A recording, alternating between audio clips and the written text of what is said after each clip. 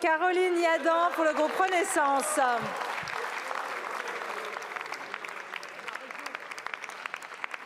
Madame la Présidente, ma question s'adresse à Monsieur Stéphane Séjourné, ministre de l'Europe et des Affaires étrangères.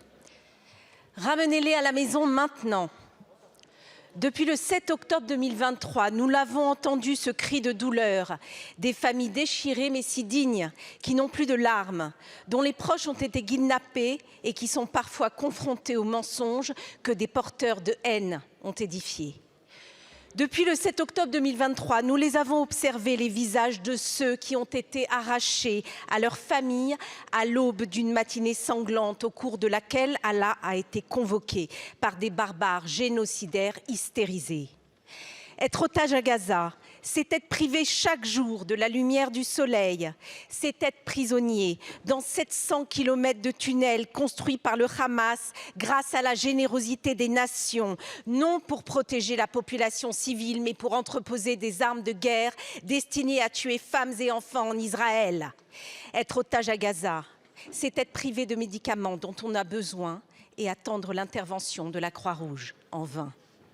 Être otage à Gaza, c'est devenir à 19 ans une esclave sexuelle. Être otage à Gaza, c'est se dire chaque jour que c'est peut-être le dernier. C'est être privé de nourriture, de parole, de sommeil. C'est être insulté, humilié et torturé par des terroristes islamistes endoctrinés à la haine des Juifs dès le berceau. Être otage à Gaza, c'est avoir 1 an et s'appeler Kfir Bibas, avoir passé le quart de sa vie privé de liberté. Être otage à Gaza, c'est aussi dans l'obscurité de l'incertitude, Monsieur le Ministre, garder la foi et l'espoir d'être libéré. Monsieur le Ministre, en ce jour où un hommage national a été rendu aux victimes du pogrom du 7 octobre, quels moyens la France déploie-t-elle pour venir en aide aux 136 otages, dont 3 Français, encore aux mains du Hamas? Je vous remercie. Merci beaucoup, ma chère collègue.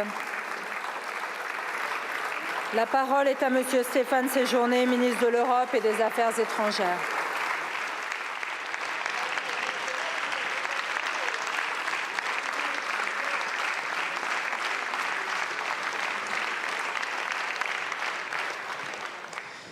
Merci, Madame la députée Caroline Yadan. Comme je le disais, une de vos collègues, je rentre d'Israël où j'étais lundi à l'occasion d'une tournée dans la région et j'ai rencontré les familles de nos compatriotes encore otages des terroristes du Hamas et j'ai vu leur douleur. Vos mots sont touchants et je pense que nous partageons leur peine. De nouveau ce matin, après l'hommage rendu par la France à ces 42 enfants morts en Israël dans les attaques barbares du 7 octobre, le président de la République et moi-même avons de nouveau vu les familles des otages. Comme le président de la République l'a dit ce matin une nouvelle fois, comme j'ai eu l'occasion de le dire directement, comme je l'ai réaffirmé également à mes interlocuteurs, la libération des otages, tous les otages, sans condition, sans aucune condition, Madame la députée, demeure la priorité de la France. Je veux aussi dire que nous agissons sur le terrain diplomatique avec nos partenaires les plus engagés dans cet effort. Évidemment Israël, mais également le Qatar, la Jordanie et l'Égypte. Nous agissons également sur le terrain opérationnel où nous avons mené d'ailleurs une opération extrêmement complexe pour fournir des médicaments aux otages retenus dans la bande de Gaza.